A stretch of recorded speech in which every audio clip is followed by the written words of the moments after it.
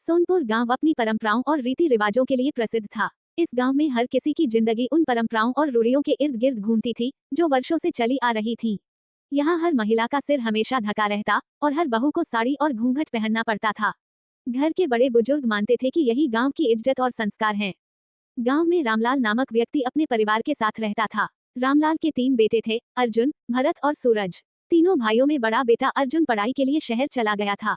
वह बहुत मेहनती और होशियार था। वर्षों बाद अर्जुन ने शहर में अच्छी नौकरी पा ली और वहीं अपनी जिंदगी बसाने की योजना बनाने लगा। रामलाल के घर में उनकी पत्नी सुमित्रा, 2 छोटे बेटे और उनकी पत्नियां रहती थीं। घर में सास ससुर की बातें सब मानते थे और सभी परंपराओं का पालन करते थे। गांव में यह घर एक आदर्श परिवार के रूप में देखा जाता था। शहर में रहते हुए अर्जुन की मुलाकात माया नाम की लड़की से हुई। माया पढ़ी लिखी, आत्मनिर्भर और खुले विचारों वाली थी। वह एक सरकारी कार्यालय में काम करती थी और अपनी जिंदगी खुद के तरीके से जीने में यकीन रखती थी। अर्जुन और माया की मुलाकातें दोस्ती में बदली और धीरे धीरे वह दोस्ती प्यार में बदल गई। माया का आत्मविश्वास, उसकी स्पष्टता और उसकी सोच ने अर्जुन को बहुत प्रभावित किया। अर्जुन ने तय कर लिया कि वह माया से शादी करेगा। एक दिन अर्जुन ने अपने माता पिता को फोन पर माया के बारे में बताया। उसने कहा, पिताजी, मैंने अपनी जिंदगी के लिए एक साथी चुन लिया है। उसका नाम माया है। वह पढ़ी लिखी है और नौकरी करती है। मैं उससे शादी करना चाहता हूँ। रामलाल ने पहले तो थोड़ा विरोध किया। उन्होंने कहा, हमारी परंपराओं में ये सब नहीं चलता।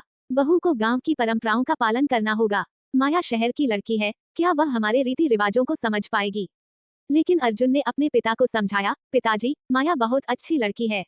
वह परिवार और रिश्तों को समझती है। मैं वादा करता हूँ कि वह हमारी इज्जत और परंपराओं का ध्यान रखेगी। बस एक मौका दीजिए। रामलाल और सुमित्रा ने आखिरकार अपने बेटे की खुशी के लिए इस शादी को मंजूरी दे दी।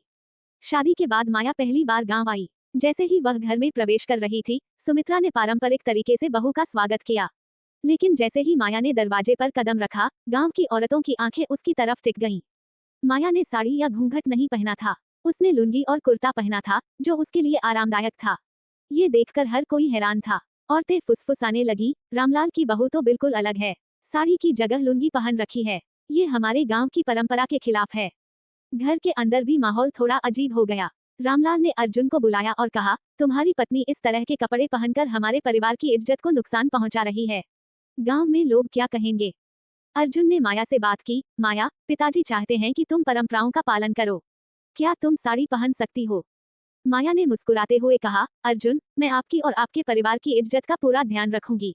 लेकिन कपड़े मेरी पहचान नहीं है। क्या मैं अपने काम और अपने व्यवहार से परिवार की इज्जत को बनाए नहीं रख सकती? माया ने अपनी बात साबित करने के लिए मेहनत शुरू की। वह हर सुबह उठकर घर के सारे काम निपटाती। वह सास ससुर की सेवा करती और पूरे परिवार का ख्याल रखती। उसने अपने पहनावे को नहीं बदला, लेकिन अपने स्वभाव और काम से सबका दिल जीतने की कोशिश की। माया ने देखा कि गांव में बहुत सी महिलाएं आर्थिक रूप से कमजोर थीं। उन्होंने कोई शिक्षा नहीं ली थी और उनके पास रोजगार के अवसर नहीं थे। माया ने महिलाओं को आत्मनिर्भर बनाने की योजना बनाई। उसने उन्हें सिलाई कढ़ाई सिखाना शुरू किया और उनके लिए छोटे छोटे रोजगार के अवसर तैयार किए। शुरुआत में गांव के लोग माया के कामों का विरोध करते रहे। पंचायत ने भी एक दिन रामलाल को बुलाकर कहा, तुम्हारी बहू गांव की परंपराओं को तोड़ रही है। वह लुंगी पहनती है, औरतों को रोजगार सिखाती है। ये हमारे गांव की परंपराओं के खिलाफ है। रामलाल ने घर आकर माया से कहा, बहू, तुम्हारे कपड़ों और कामों की वजह से गांव के लोग हमारी आलोचना कर रहे हैं। माया ने जवाब दिया, पिताजी, अगर परंपराएं किसी की जिंदगी सुधारने के रास्ते में रुकावट बने तो उन्हें बदलना चाहिए। मैं जो कर रही हूँ वह सिर्फ गांव की महिलाओं और बच्चों की भलाई के लिए है। क्या ये गलत है? धीरे धीरे माया के कामों का असर दिखने लगा। जो महिलाएं पहले उसे नापसंद करती थीं, वही अब उसकी मदद लेने लगीं। गांव की कई महिलाओं ने माया से सिलाई कढ़ाई सीखी और अपना रोजगार शुरू किया। बच्चे, जिन्हें पढ़ाई का मौका नहीं मिलता था, माया के बनाए स्कूल में पढ़ने आने लगे। कुछ महीनों बाद गांव में पंचायत बुलाई गई। इस बार गांव के मुखिया ने माया की तारीफ करते हुए कहा, हमने सोचा था कि ये लड़की हमारी परंपराओं को तोड़ रही है, लेकिन असल में उसने हमारे गांव का नाम रोशन किया है। उसने हमें सिखाया है कि बदलाव जरूरी है। कपड़े इंसान की पहचान नहीं होते, उसके काम होते हैं। रामलाल ने माया को गले लगाते हुए कहा, बहू, तुमने हमें सिखाया कि इंसान की पहचान उसके कपड़ों से नहीं, बल्कि उसके काम और सोच से होती है। हमें तुम पर गर्व है। इस घटना के बाद माया पूरे गांव के लिए प्रेरणा बन गई। गांव की महिलाएं और बच्चे उसे अपना आदर्श मानने लगे। उसने दिखा दिया कि परंपराओं का सम्मान जरूरी है, लेकिन उनमें बदलाव लाना भी उतना ही जरूरी है। ये कहानी हमें सिखाती है कि बदलाव को अपनाने और दूसरों की भलाई के लिए काम करने से ही असली पहचान मिलती है।